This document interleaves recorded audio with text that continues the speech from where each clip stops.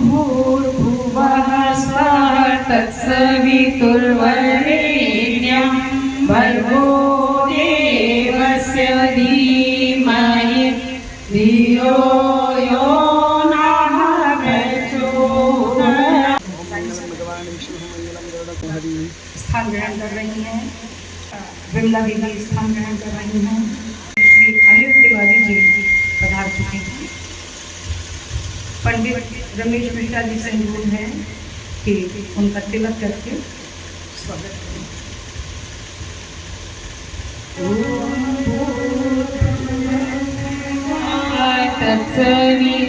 तत्सवितुर्वरेण्यं भर्गो देवस्य धीमहि धियो। पुष्प दर्शन कर दे दीदी, वहीं से जितने जैसा मिल पाए ऊपर मत करिएगा।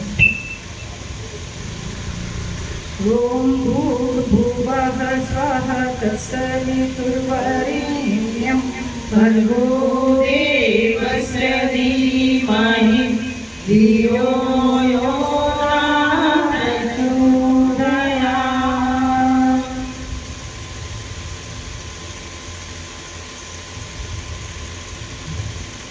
स्वागत का क्रम संपन्न हुआ। आइए ईश्वर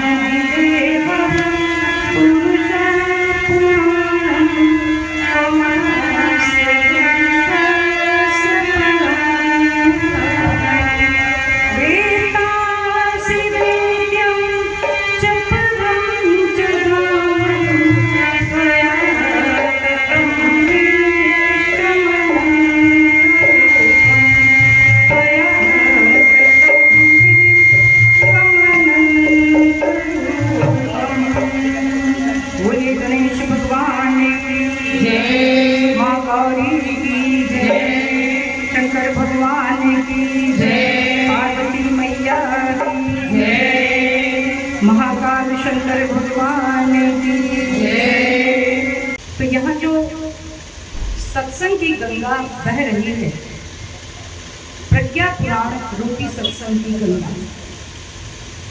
तो विमला दीदी से एक गीत सुनते हैं। सत्संग की गंगा बहती है, गुरुदेव तुम्हारे चरण। शांति कुंज है ज्ञान की गंगोत्री, और उस गंगोत्री से ज्ञान की अनेक धाराएं निकलकर संपूर्ण विश्व में प्रवाहित हो रही हैं।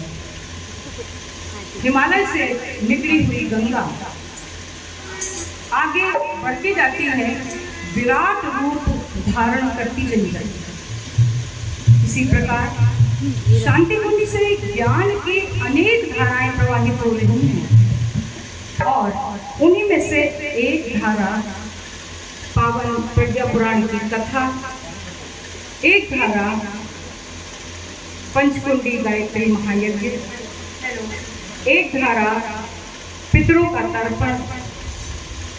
इसकी त्रिवेणी संगम यहाँ हो चुका है। तो इस संगम में और इस गंगा में स्नान कर रहे हैं, आज भी कर रहे हैं। और जैसे गंगा से लौटते समय थोड़ा सा जल हम लोग अपने साथ जरूर लाते हैं, उसे घर में खत्म नहीं होने देते हैं, उसी प्रकार ज्ञान की इस धारा का थोड़ा सा जल अपने साथ हम सभी ले जाएंगे।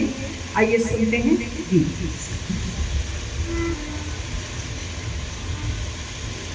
बोलिए परम पूज्य गुरुदेव की जय, वंदनीय माता जी की जय, शांति कुंज हरिद्वार की जय, तपोभूमि मथुरा की जय, गुरु ब्रह्मा खेड़ा की जय। सत्संग की गंगा बहती है, गुरुदेव तुम्हारे चरणों।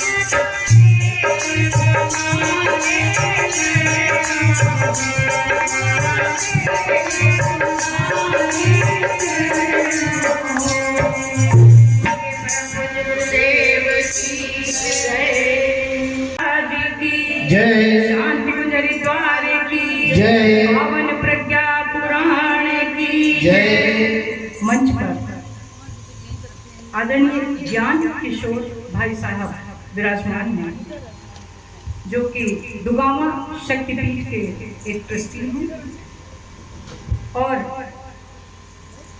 इस पूरी टोली के टोली नायक हैं।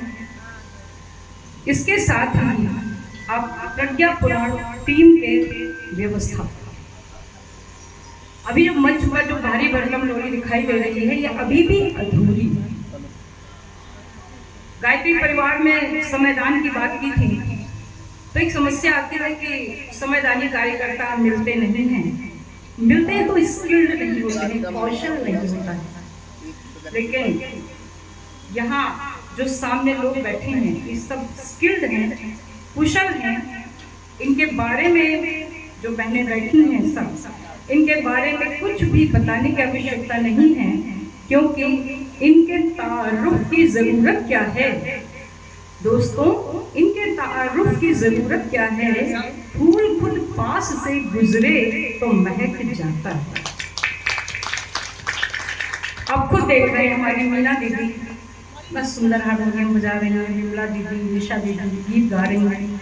बाकी बहनों के पास माइक नहीं है और रेखा जी को इतने दिनों से गाते हुए सभी सुन रहे हैं। माया दीदी सुंदर मजीरा बजाती हैं।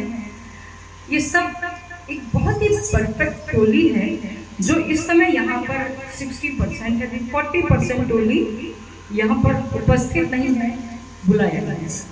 क्योंकि रीज़न बता देगा, हर जगह समस्या होती है कि कार्यकर्ता नहीं मिलते, टोली नहीं मिलती। यहाँ समस्या यह है टोली इतनी ज़्यादा है, इतनी बड़ी है कि उसे मैनेज करना भाई साहब के लिए मुश्किल है। जब कोई प्रज्ञा पुराण, स्पेशली प्रज्ञा पुराण का कोई कार्यक्रम होता है तो भाई साहब ने समस्या के समाधान के लिए ग्रुप बना रखा है। उसमें वो कार्यक्रम का स्थान, तिथि इत्यादि डालते हैं और कहते हैं जैसे चलना हो 8 लोग चल पाएंगे। सुखविंदर भैया 8 लोगों को अपने को मिलाकर 8 लोगों को लेकर चल पाएंगे। जो सबसे पहले 8 सहमतियां आ जाती हैं वो चल लेते हैं, बाकी लोग प्रतीक्षा करते रह जाते हैं। ये सौभाग्य है, ये सौभाग्य है कि गुरुदेव के हम सब अंग अवयव हैं और गुरुदेव का इतना विराट स्वरूप है। आदरणीय ज्ञान भाई साहब लखनऊ में प्रज्ञा पुराण कार्यक्रमों में नींव की ईंट की भूमिका निभा रहे हैं। यहाँ पर ये जो बैठे हुए हैं सभी लोग, सबको अच्छे लग रहे हैं उधर से देखने में, पीले पीले सुंदर सुंदर सजे सजे समर्पित साधन।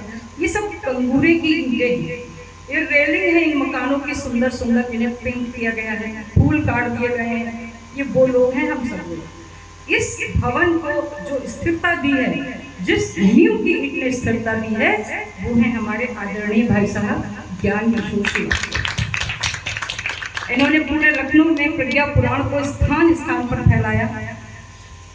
परिणाम यहाँ तक हुआ है कि बख्शी का तालाब क्षेत्र में 108 प्रज्ञा पुराण का संकल्प वहाँ के केवी सिंह भाई साहब, वहाँ के धनपाल सिंह फौजी भाई साहब, वहाँ के कार्तिकन भाई साहब और डॉक्टर AP शुक्ला ने ले रखा है।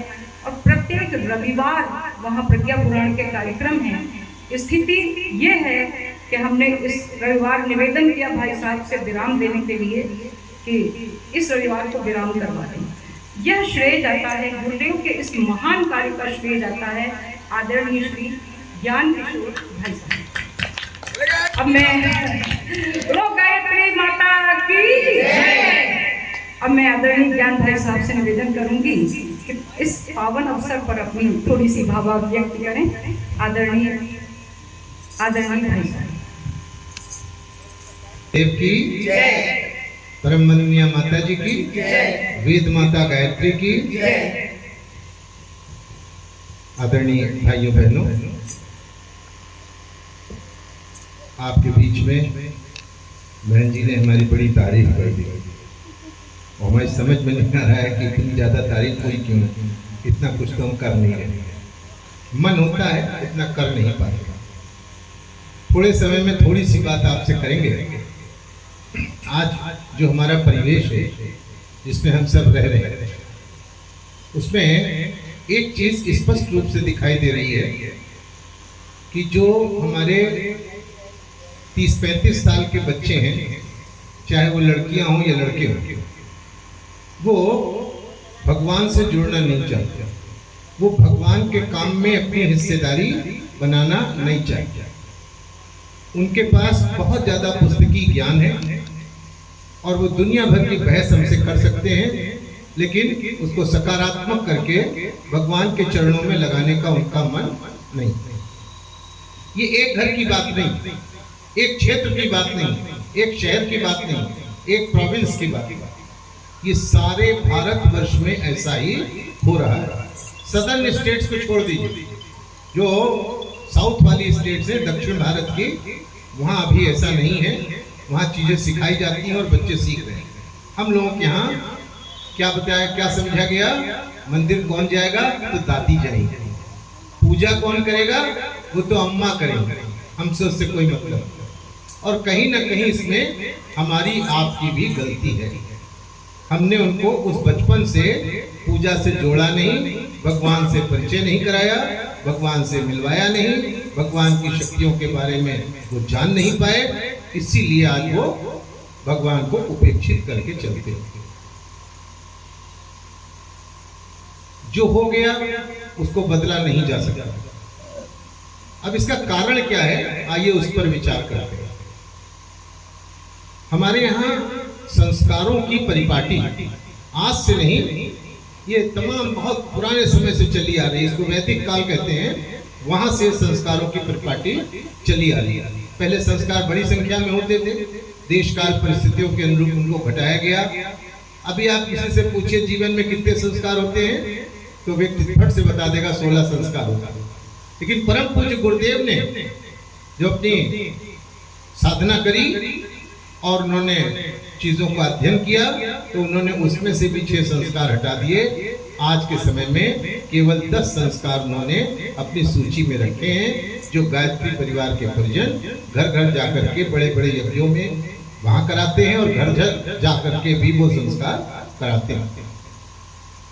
हम आपको एक वादा कर सकते हैं और एक गारंटी दे सकते हैं, अगर किसी बच्चे के विधिवत सारे संस्कार संपन्न कराए जाएं तो वह बच्चा संस्कारी होगा ही होगा, फिर वो कट नहीं सकता। आज क्या हुआ, जो हमने 35 साल की बात करी थी, अब आइए थोड़ा और ऊपर चलते हैं। 35 साल से 55 साल के जो लोग हैं वो काहे में व्यस्त हैं, वो कमाने में व्यस्त हैं। उनका सारा समय कहाँ जा रहा है, कमाई करेंगे। और कमाई कहाँ जा रही है, अब बताने की जरूरत नहीं, आप सब लोग जानते हैं।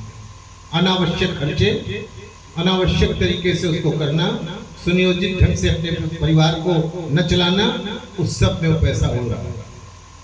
पैसा कम हो लेकिन सही ढंग से चले और परिवार हमारा अच्छा बने, वो महत्वपूर्ण है, या पैसा बहुत हो और हमारे बच्चे बिगड़ जाएं, वो महत्वपूर्ण। विचार करना आप लोग इस पर। तो करना क्या पड़ेगा? ये तो समस्या हुई, और बगैर समाधान के किसी समस्या को करने से कोई लाभ नहीं होता। तो समाधान क्या है? समाधान है आप बच्चे को जन्म के पहले से ध्यान दीजिएगा, संस्कारों से जोड़ दो। आप कहेंगे जन्म के पहले हम बच्चे को देख ही नहीं रहे, हमारे सामने नहीं है, तो उसको कैसे संस्कारों से जोड़ेंगे? तो शांति कुंज हरिद्वार ने एक कार्यक्रम चलाया है, आओ गढ़े संस्कारवान पीढ़ी। क्या कार्यक्रम है? मैंने बताइए, आओ गढ़े संस्कारवान पीढ़ी। इसमें क्या करते हैं? जो बहन गर्भवती होती है, 3 माह का गर्भ हो जाता है, उसको हम लोग अपना एक ग्रुप है, व्हाट्सएप ग्रुप, माँ की पाठशाला, उसमें जोड़ देते और उसको नित्य प्रति वहां से उस ग्रुप में संदेश मिलते हैं, आप कैसा आचरण करें, आप किस तरह से घर में रहें, अपना व्यवहार कैसा रखें, खान पान कैसा रखें, व्यायाम कौन सा करें, दवाइयाँ कौन सी खाएं, और तमाम इस तरह के निर्देश वहां से मिलते रहते हैं। और उसमें बताया जाता है कि आप अपने बच्चे से वार्तालाप भी करें।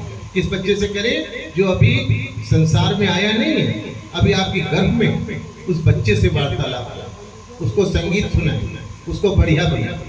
आपको जो बूढ़े लोग बैठे हैं जानते होंगे, पहले जब माताएं गर्भवती हुआ करती थी तो उनको तमाम तरह के इंस्ट्रक्शंस दिए जाते थे, ऐसा मत करना, ऐसा मत करना, ऐसा मत करना, और ऐसा करना करना करना। लेकिन आज सब पढ़ लिख गए, और पढ़ने लिखने के साथ एक बहुत बड़ी चीज आ गई, ज्ञान का भंडार। क्या नाम है उसका? गूगल।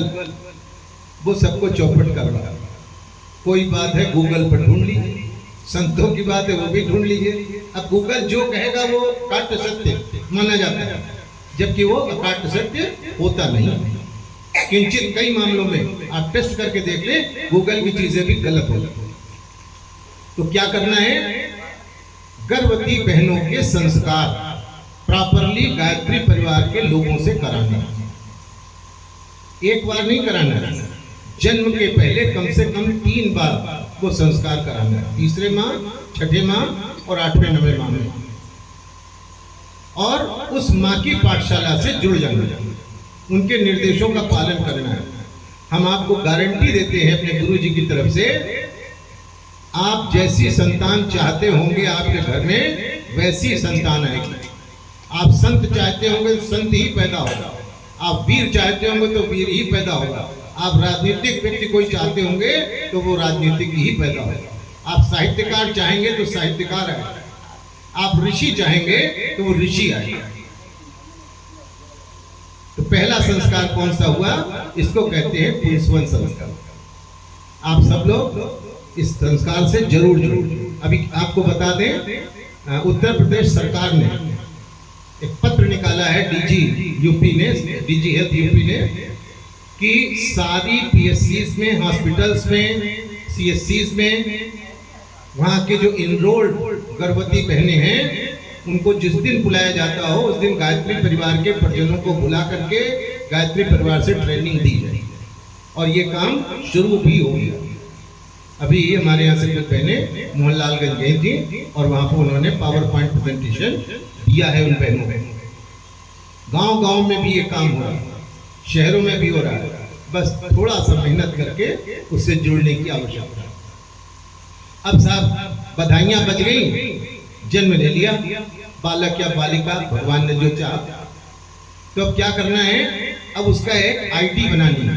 आईडी समझते हैं ना, आजकल सबकी आईडी बनाई जाती है, उसकी भी आईडी बनती थी। उस संस्कार का क्या नाम था? नामकरण संस्कार।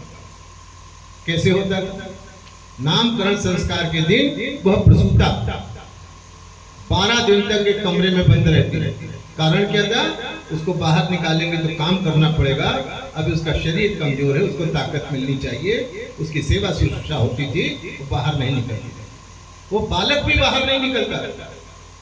और 12 दिन के बाद उसके कमरे में उसको स्नान कराया जाता था। नहान की तिथियां पंडित जी बताते थे। और जब निकाला जाता था पढ़ा के लिए, तो जो पुरानी बहनें बैठी हैं जानती हैं, पीछे की लाइनें खींची जाती थी कमरे से। कहां तक खींची जाती थी? जहां से सूर्य दिखता। सबसे पहले बालक को किसके दर्शन कराए जाते थे? सूर्य देवता। सूर्य देवता है। और गायत्री मंत्र का देवता कौन है? सूर्य देवता। बालक को सबसे पहले जब वो 12 दिन का है गायत्री से जोड़ दिया जाता है। आज वो परंपरा छूट गई, कोई मानने को तैयार नहीं, करने में उसका मन ही नहीं लगता, बेकार हो रही। नामकरण में खाली लाइनें नहीं खिंचती हैं, बालक को बाल प्रबोधन दिया जाता है। जो आचार्य कराते हैं संस्कार, वो बालक के कान में बताते हैं तुम कौन हो। और वो बालक केवल माँ के पास नहीं रहता है, उसकी गोदी बदलाई जाती है, पिता को दिया जाता है, चाचा को दिया जाता है, कुटुंबी जनों को दिया जाता है, और उसके बाद दूसरे लोगों को भी दिया जाता है। उसको बताया जाता है संसार इतना छोटा नहीं है जिस कमरे में तुम बनते, तुम सोचो संसार इतना बड़ा, संसार बहुत बड़ा है और सबसे मिल करके रहना है। ये शिक्षण उसको 12 दिन पर दे दिया जाता है। चलिए साहब, ये भी हो गया। फिर बच्चा जब 5 महीने का हो जाता है तो एक और संस्कार उसका करते थे। क्या संस्कार था? अन्नप्राशन संस्कार। आप घर में बढ़िया खीर बनाइए, खिला दीजिए, उससे नहीं होगा वो संस्कार। संस्कार कैसे होता है कि आप खीर बनाते हैं, घर में यज्ञ करते हैं, यज्ञ में आहुतियां दी जाती हैं, आहुतियों के बाद जो खीर बचती है वह खीर उस बालक को चटाई जाती है। क्यों भाई? आहुतियों के बाद क्यों? उसको ये सिखाया जाता है बेटा सबको दे करके खाना, सबको बांट करके खाना, अकेले मत खाना। आज आप देखिए घर के बच्चे हैं, अब तो विडंबना हो गई, एक एक 2-2 बच्चे होते हैं, आंखों की पुतलियां होती हैं, जो कहते हैं वो मिल जाता है, जो चाहते हैं पा जाता है, और जो चाहते हैं वो कर भी लेते हैं। अब उनकी मानते हैं, वो हमारी नहीं मानते। तो उनका अन्नप्राशन संस्कार 5वें-6ठे महीने में करा दिया जाता है। और इसके बाद फिर जब बच्चा 1 वर्ष के अंदर, उसका एक और संस्कार होता है जिसको कहते हैं चूड़ाकरण संस्कार। बाल उतरवाए जाते हैं, गर्भ के बाल। क्यों उतरवाए जाते हैं?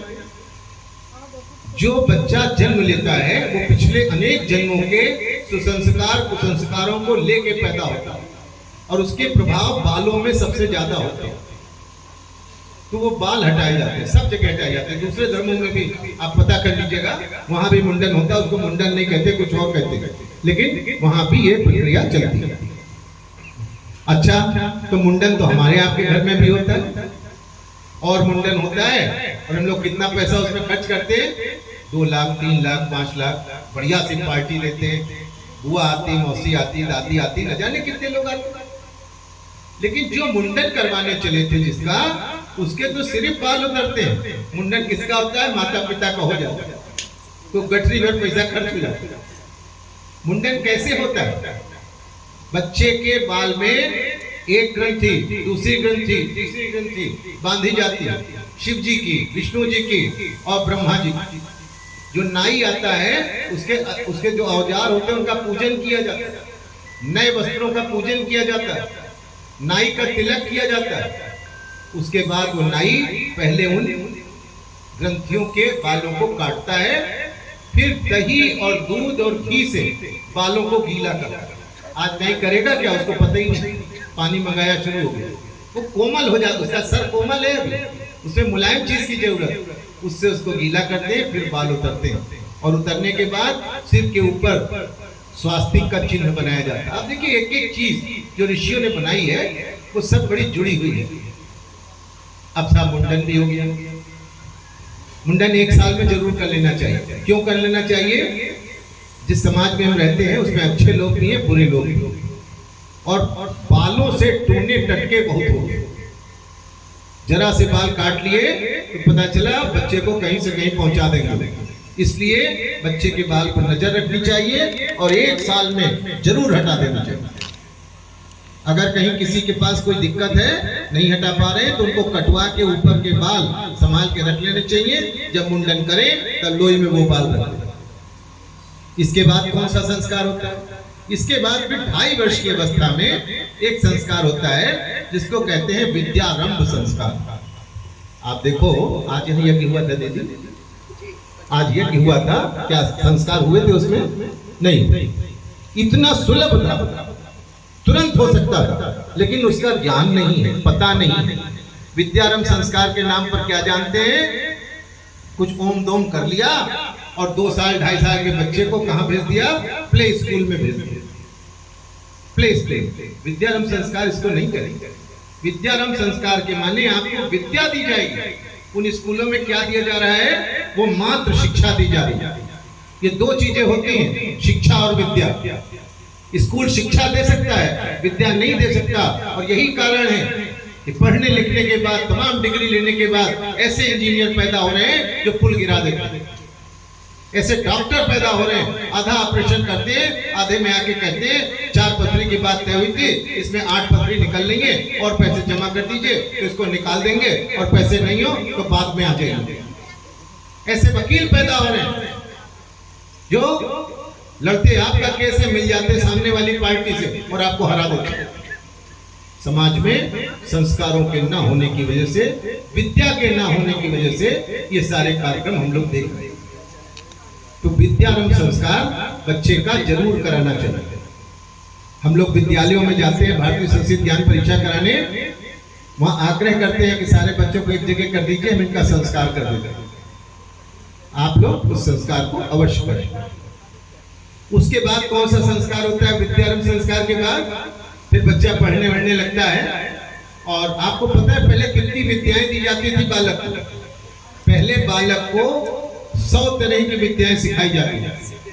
100 तरह की विद्याओं में 50 विद्या थी शास्त्रों की और 50 विद्या होती थी शस्त्रों की विद्या। उसको क्या आता था? उसको भाला चलाना सिखाया जाता था, उसको धनुष बाण सिखाया जाता था। भगवान राम ने कहाँ सीखा था? गुरु के ही आश्रम में जाकर के सीखा। तो ये विद्यारंभ संस्कार। और इसके बाद बहुत महत्वपूर्ण, जीवन को मोड़ देने वाला संस्कार, यज्ञोपवीत संस्कार। यज्ञोपवीत संस्कार जिसको जनेऊ कहते हैं। आज ब्राह्मण लोगों को जनेऊ कराना आवश्यक, बाकी लोग भी करा सकते हैं, लेकिन ब्राह्मणों के लिए आवश्यक है। तो ब्राह्मण लोग कब कराते हैं? शाम को तिलक है तो सुबह जनेऊ कराते हैं। हमारे यहाँ मंदिर में बहुत से पंडित जी आते हैं, भाई साहब बस करा दीजिए शाम को तिलक, और जल्दी करा। क्यों? उसका महत्व नहीं समझ रहे। साक्षात गायत्री माता हमारे कंधे पर विराजती है, पीठ पे विराजती है, छाती पे विराजती है, हमारे जीवन को शानदार बनाती है। आज जनेऊ करने हुए लोग मिलेंगे, आप उनसे पूछिए कि आप गायत्री जपते हैं? अरे हम तो हनुमान जी की पूजा करते हैं। किसने मना किया? आप खूब करिए, लेकिन जिसको धारण किए उसकी पूजा तो करें। उसको भूखा मार रहे हैं, उसको कुछ देने नहीं चाहते। जनेऊ हम सबको कराना चाहिए। जनेऊ में सबसे पहले एक ग्रंथि होती है जिसको कहते हैं ओम। उसके बाद 3 ग्रंथियां होती हैं, भूर्भुवः स्वः।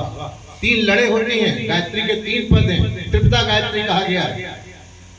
भूर्भुवः स्वः तत्सवितुर्वरेण्यं भर्गो देवस्य धीमहि धियो न प्रचोदयात्। तत्सवितुर्वरेण्यम पहली लड़ी, दूसरी लड़ी, तीसरी लड़ी, इसको हम धारण करते हैं। इसके बाद कौन सा संस्कार होता है? फिर 25 वर्ष की अवस्था में आकर के बालक का विवाह कराया जाता है। 25 वर्ष बिल्कुल एग्जैक्ट नहीं होते थे, वो 22 से 25 साल ऐसे कर देते थे। आज विवाह होते हैं 22 से 25 साल में, यदा कदा हो रहे हैं। बाकी विवाह कब हो रहे हैं? 30 साल 35 साल। अब 30-35 साल में आपका विवाह होगा, आप विवाह करेंगे, आपका बालक कब होगा? आपकी नौकरी खत्म हो जाएगी, उसके बाद उसकी शादी का नंबर आएगा, विवाह का नंबर आएगा, आप परेशान तो रहेंगे। पहले क्या होता था? 50 साल की आयु आते आते लड़कियां बाही जाने लगती थी। छोटी उम्र की लड़कियों की शादी होती थी तो उनके परिवार अच्छे बसते थे। जिस तरह दूसरे माँ बाप चाहते थे बच्चियां ढल जाती थी और वहां कोई झगड़ा झंझट नहीं होता था। आज इतने झगड़ा झंझट काहे हो रहे हैं? लड़की को हम कर देते हैं कितना बड़ा, 30 साल का, 32 साल का, 34 साल का, तब उसका विवाह करते हैं। अब वो अकड़ा हुआ पेड़ हो गया है, मुड़ेगा नहीं। छोटी उम्र की बच्चियों की शादी होती थी, 18 साल, 20 साल, 22 साल, मोड़ दी जाती थी। जो सास कहती थी मानती थी, जो परिवार कहता था मानते थे। आज कोई मानने को तैयार नहीं। विवाह की उम्र ठीक कर ली, इससे परिवार व्यवस्था अच्छी हो जाएगी। परिवार व्यवस्था हमारे यहाँ छिन्न भिन्न हो रही। आज आती है लड़की, वो किसी एक परिवार की बात नहीं कर रहे, आज आती है, कल उसकी डिमांड होती है अलग रहना है। कौन सिखाता है? कहां से उसके दिमाग में आ रहा है? कहां से कचरा भेजा जाए? इस पर ध्यान दिया। विवाह संस्कार एक बहुत ही महत्वपूर्ण संस्कार। सारा जीवन हम लोग क्या कहा जाता था, लड़की शादी करके आई है डोली में और कब जाएगी, अर्थी जब इसकी जाएगी तब जाएगी। आज उसको लोग पलटे दे रहे हैं, बदले दे रहे हैं, न जाने कितने मुकदमे इसके चल रहे हैं। इसको बंद करिए, सिखाइए लोगों को, पारिवारिक एकजुटता सिखाइए। पारिवारिक एकजुटता बहुत आवश्यक है आज के समय में। वो समझिए अमृत है। आज सारे झगड़े किनके बीच में है, सगे भाई भाई के बीच में है। और लड़ाई कितनी चीज की है, 4 इंच जमीन की है या अम्मा के जेवर की, सब यही रह जाएगा। ध्यान देना, कोई भी चीज लेके नहीं जा सकते हो। कहा गया है कफन में जेब नहीं होती, कपड़ा पहनाया जाता है उसमें जेब नहीं होती, आप कुछ ले नहीं जा सकते। इसलिए इस बात को समझे, सब्र करना सीखे, भाई को अपना माने, भाई की बात माने, भाई को गले से लगा करके रखें। भाई जैसा कोई दूसरा रिश्ता इस संसार में नहीं होता। भाई आप फंसेंगे कहीं किसी मुसीबत में, भाई आपको बचाए। भाई से झगड़ा मत करें। अगला संस्कार कौन सा है विवाह के बाद? फिर वानप्रस्थ संस्कार।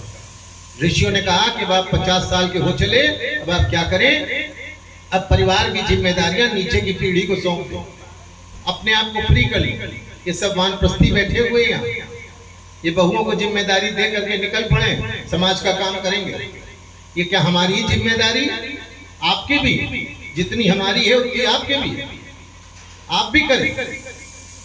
अपने आप को फ्री करिए और तमाम चीजों से अपना हाथ खींच लीजिए। अब नीचे की पीढ़ी इसको संभालेगी और हमें छोड़ दो भैया, 2 रोटी खिलाओगे तो मजा आ जाएगा, जो बनाओगे वो खाएंगे। अपना मन बदल लीजिए। किसी चीज में ज्यादा बोलने की आवश्यकता नहीं है, गलत है सही है, जो बना है अमृत है, भगवान का प्रसाद है, बस बहुत आनंद आ गया। जिस कमरे में रहने को मिले, आहा क्या स्वर्ग का सा आनंद है, ये तो कमरा बहुत अच्छा, ये बिस्तर बहुत अच्छा। जितना इस तरह की बातें करेंगे जीवन सरल हो जाएगा, और जितना इसमें आप ढूंढेंगे गलतियां त्रुटियां, उतने जीवन खराब हो जाएगा। वानप्रस्थ संस्कार ये हमारे यहाँ का परंपरा था, और इसीलिए कोई झगड़े झंझट होते ही नहीं। इसके बाद एक संस्कार और है, जब 75 वर्ष के हो जाएं तो क्या करें, फिर संन्यास लें। पहले ऐसा था कि संन्यास लेकर के लोग अरण्यकों में चले आते थे, जंगलों में चले आते थे और साधना करते थे, और भगवान के पास जाने के पहले उसकी तैयारी करते थे। आज वो सुविधा नहीं है। आज जंगल में जाएंगे तो शेर खा जाएगा, वहां जाने की भी जरूरत नहीं। तो फिर क्या करें, आप घर में रह करके भी ऐसे रहें जैसे आप जंगल में ही रह रहे हैं। अपनी आवश्यकताएं कम करते चले जाएं, अपने आप को बहुत सीमित कर दें, और भगवान के काम में अपने आप को डालते चले जाएं। और जब आप संसार छोड़ें, विदा करें, आप हम सब एक ही तरह की बात है, तो फिर उसके बाद एक संस्कार होता है, उसको कहते हैं मरणोत्तर संस्कार। और आपको पता है आज क्या हो रहा है? हमारे यहाँ बहुत संस्कार होते हैं और हम लोग मरणोत्तर संस्कार कराते हैं। भैया बैठे हैं सुखविंदर जी, ये महीने के 8-10 संस्कार करा देते हैं। मरणोत्तर संस्कार होता क्या, आज डेथ हुई, शाम को हम उनको अग्नि देकर के आए हैं, रात में फोन आएगा, भाई साहब वो हमारे मौसा जी की तो डेथ हो गई है, तो क्या करना है, तो आप उनका कल करा दीजिए। क्यों कल कैसे? अरे वो बेटे को जाना है ना, वो बाहर से छुट्टी नहीं। ये कौन सा तरीका आ गया?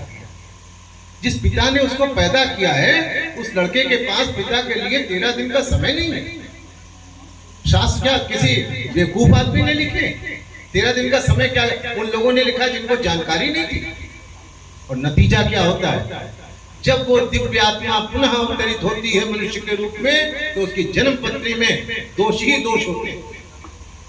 वो कैसी होगी? या तो पितृ दोष होगा, या मातृ दोष होगा, या गुरु दोष होगा, या काल सर्प दोष होगा। इस तरह के तमाम दोष उसमें भरे हुए होंगे। इसलिए मेरी विनती है आप सब लोगों से, अगर आपके यहाँ कभी ऐसी घटना घटती है तो आप संस्कार उसका प्रॉपरली जरूर करें, और प्रयास करें 10 दिन और 13 दिन का ही संस्कार करें। 13 दिन के संस्कार का महत्व 13 दिन में ही कराना चाहिए। ये संस्कार की परंपरा ऋषियों ने हमको दी है, उसको बांध करके चलें, उसको स्वीकार करें, अगर कर लेंगे आपका परिवार अच्छा बनता चला जाएगा, वरना तो भैया बहने आप सब जानते हैं, कोई किसी की सुनने वाला नहीं, कोई किसी की मानने वाला नहीं। जो थोड़े से लोग हैं जिनको बात अच्छी लगती है वो जीवन में उतारते हैं, उसका पालन करते हैं। थोड़े समय में आपसे आज यही चर्चा करनी थी। विश्वास है गुरु कृपा से आपने जो बातें सुनी है उन पर आप जीवन में अमल करेंगे और अपने जीवन को, अपने बच्चों को बढ़िया बनाएंगे, अपने परिवार को बढ़िया बनाएंगे।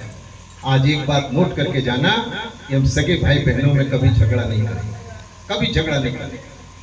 तो इसका मतलब नहीं कि चचेरों से और ममेरों से और मसेरों से जाके झगड़ा करने लगे कि हमने तो सगे का ही खाली बात करी। सगे का मतलब ये है जो भी हमारे हैं अपने, हम उनसे लड़ेंगे। बहुत है लड़ने के लिए बाहर वाले, बहुत लोग गलतियां कर रहे हैं, उनकी गलतियां निकालिए और लड़िए, घर में मत लड़िए। घर वालों को एक बनाइए, घर वालों से वो प्यार दीजिए जैसा राम और भरत का, वो प्यार दीजिए जैसे लखन और राम का। आप देख लीजिए आपका परिवार शानदार बनता चला जाएगा।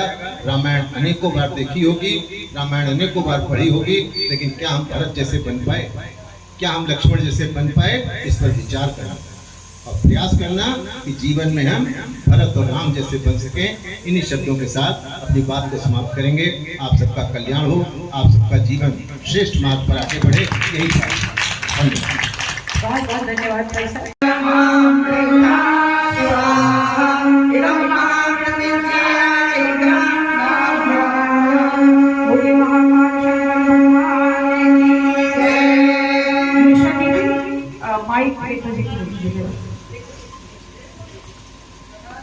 पूर्णाहुति एक अच्छे संकल्प के साथ, जैसा कि शुरू में बताया था कि ये समय है, आप अपनी कोई भी बुराई छोड़ सकते हैं, कोई भी अच्छाई दे सकते हैं।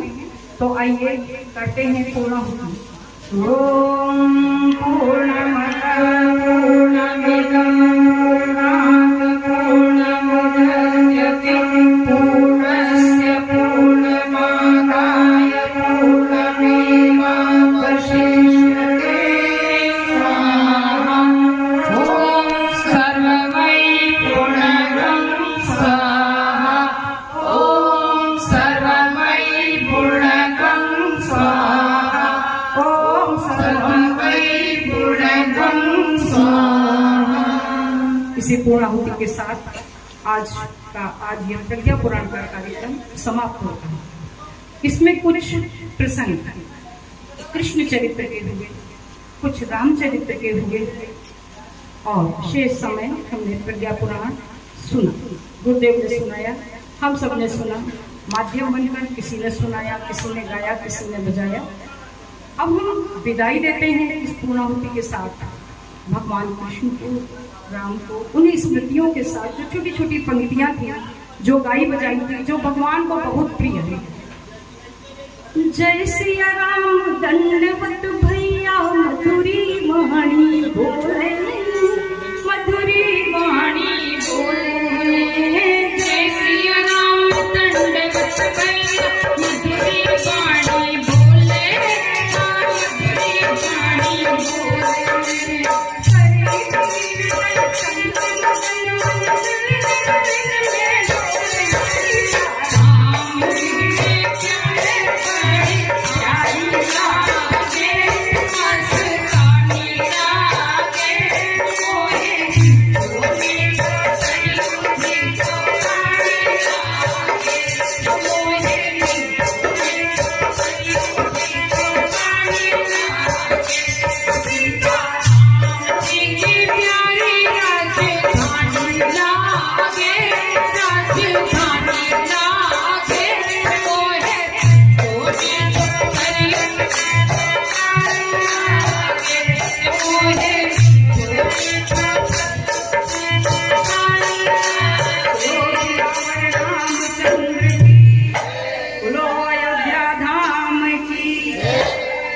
अपने भगवान कृष्ण को भी खूब याद किया था।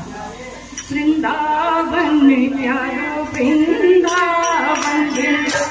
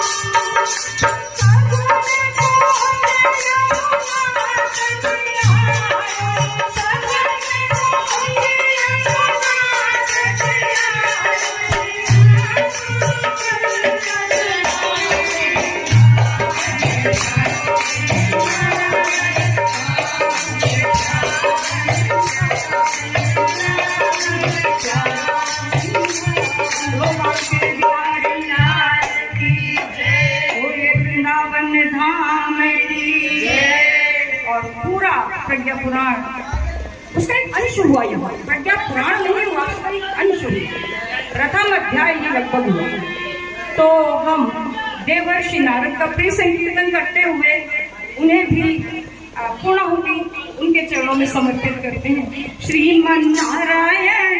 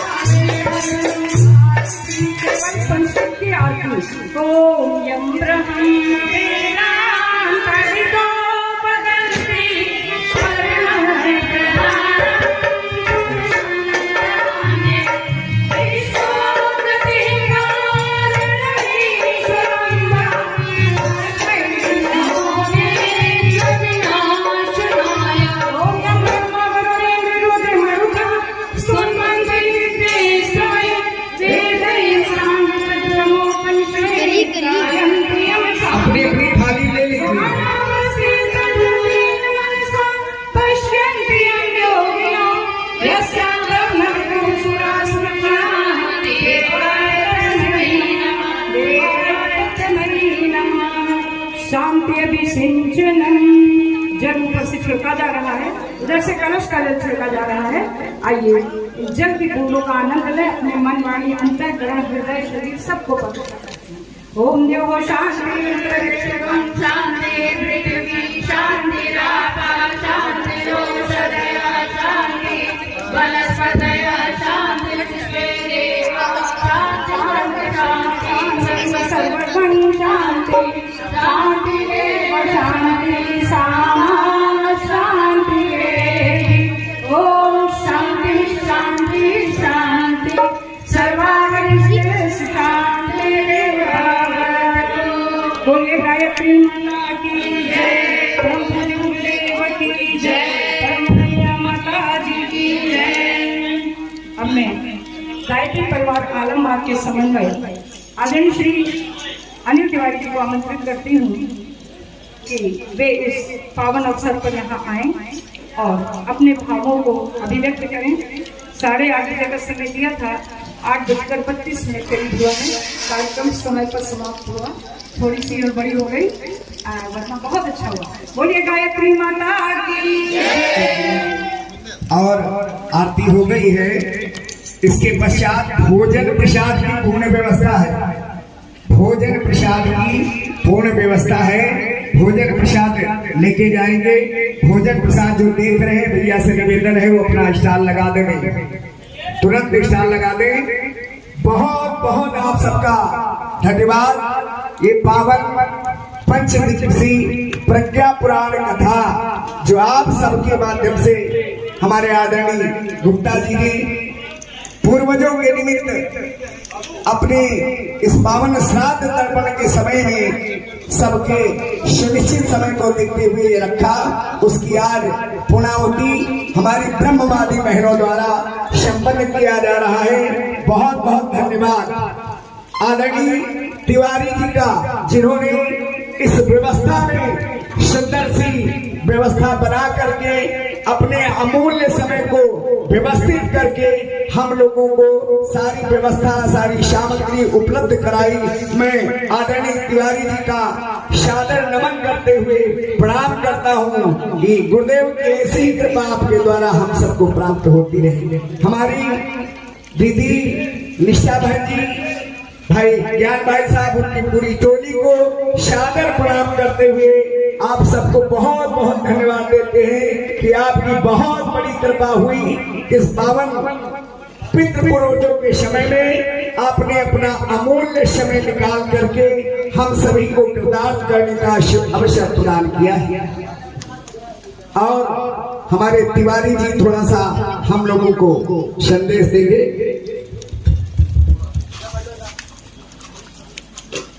जितना समय घोषणा की गई सिर्फ 2 मिनट बचे,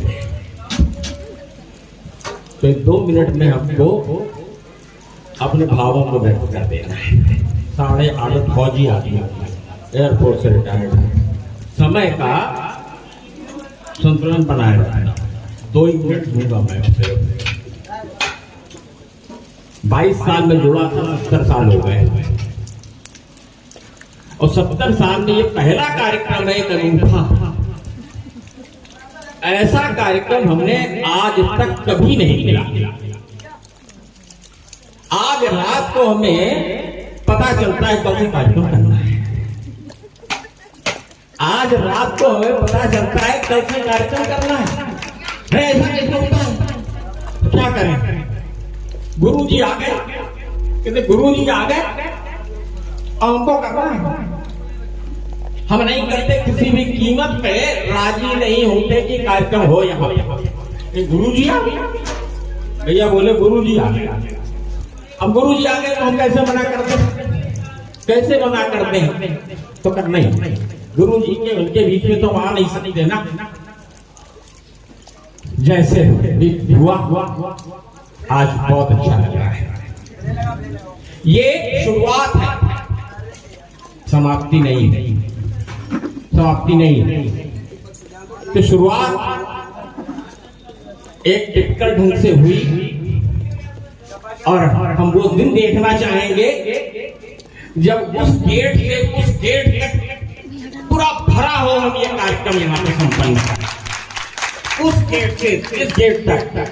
अभी तो इस बार तो ऐसा हो गया भाई बहन घरों से नहीं आया, आज शायद नहीं आ पाए, कोई कारण रहा होगा, लेकिन हम फिर कार्यक्रम करेंगे और तब उस गेट से उस गेट तक खड़े। हमारे 2 मिनट पूरे हो गए।